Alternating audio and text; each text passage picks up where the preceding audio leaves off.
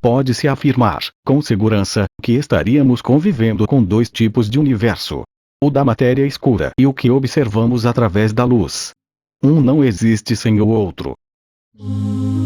Essa dualidade é falsa, mas seria estabelecida pela forma com que interagimos com a matéria escura, pois, para fazê-lo, dependemos da nossa memória.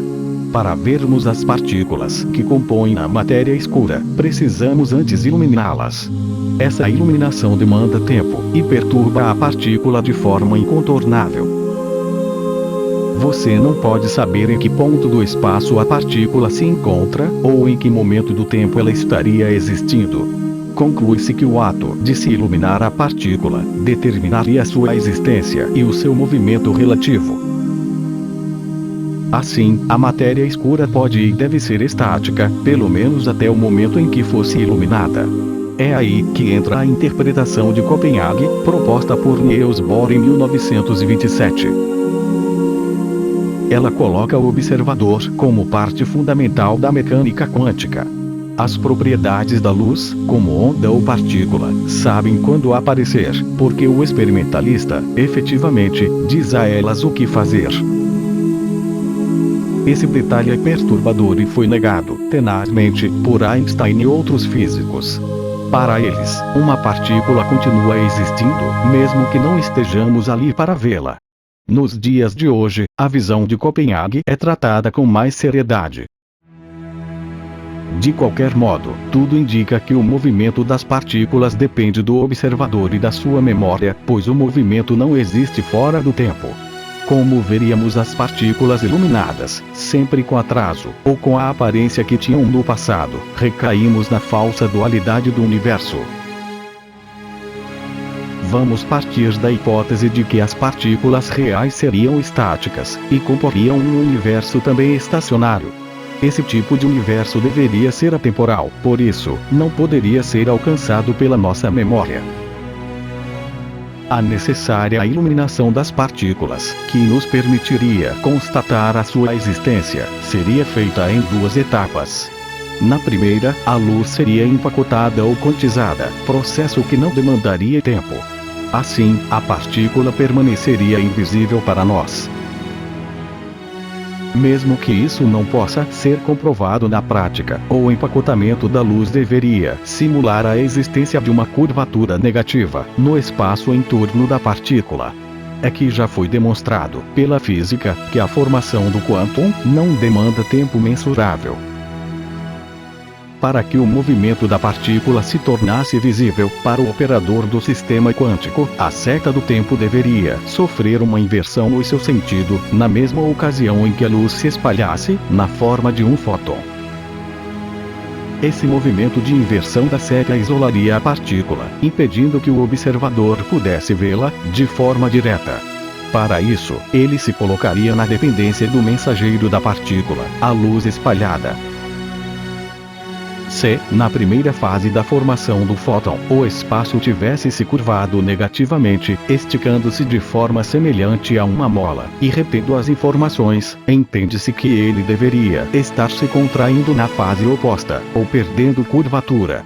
Esse detalhe justificaria o fato de estarmos registrando o esticamento da luz, e o seu desvio para o vermelho, de forma defasada no tempo. Isso pode ser facilmente notado no fato de que quando a mola do espaço se esticasse entre duas partículas, o esticamento seria seguido de um aumento da energia potencial elástica. Haveria a geração de tensão entre as extremidades da mola e desaceleração do movimento das partículas. Porém, quando a luz se espalhasse, o observador finalmente teria o acesso liberado às informações sobre o esticamento, e ele veria as partículas acelerando, mesmo com a luz se desviando para o vermelho. Os dois eventos pertenceriam a fases opostas, e excludentes entre si. Se você visse a mola se esticando diretamente, o que não aconteceria na prática, não poderia vê-la se contraindo simultaneamente. A utilização da luz, para a visualização das partículas, as coloca em movimento contínuo e relativo, devido à exclusão de acesso à fase de formação do quantum.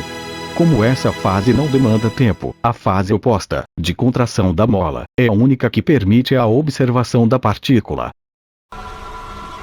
Por isso, ela aparenta ser contínua, mesmo na presença do desvio para o vermelho da luz espalhada. O espaço do universo das partículas parece estar se achatando continuamente, com a matéria visível perdendo densidade, de forma gradual e contínua. Um dos problemas que a iluminação das partículas apresenta é o fato das ondas de luz, emitidas ou refletidas pelas partículas, serem circulares. Na medida em que se afastassem do centro, as ondas iriam se superpondo ao longo do tempo, formando um cone reto. Partículas que fossem descritas por esse tipo de onda circular, não poderiam apresentar movimentos de aproximação ou de afastamento, em relação a outras partículas. Nestas condições, um elétron iluminado ficaria sempre à mesma distância do núcleo do átomo, girando em torno dele, com velocidade e aceleração constantes. Ou seja, a profundidade da curvatura do espaço, ao redor das partículas, se manteria constante ao longo do tempo, o que engessaria todo o sistema atômico. Antes de realizar o salto quântico, do seu nível para outro de maior energia, o elétron desaparece. Isto é, ele não pode ser detectado, de nenhuma forma, no espaço entre esses dois níveis independentes. É aqui que aconteceria o pulo do gato. O espaço entre os níveis estaria se curvando negativamente, retendo a luz e as informações que ela transporta.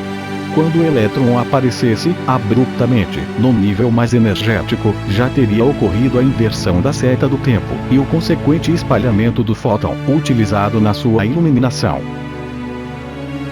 Neste momento, o espaço já estaria perdendo curvatura, mas a luz teria que dar conta do seu esticamento anterior, com atraso. Por isso, o espalhamento da luz deveria ser seguido de um aumento no comprimento de onda da luz espalhada, previsto no efeito fotoelétrico. A nossa dependência, em relação à iluminação das partículas, elimina a questão da distância entre elas, ou o tempo que nos separa. Isso seria aplicável tanto para o universo do infinitamente grande, como para o nível subatômico.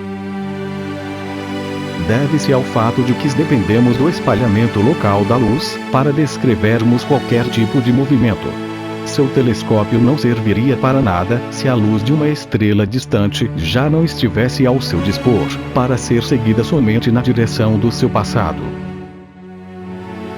Neste caso, o passado seria um conceito ilusório, pois dependeria do espalhamento da luz junto a nós.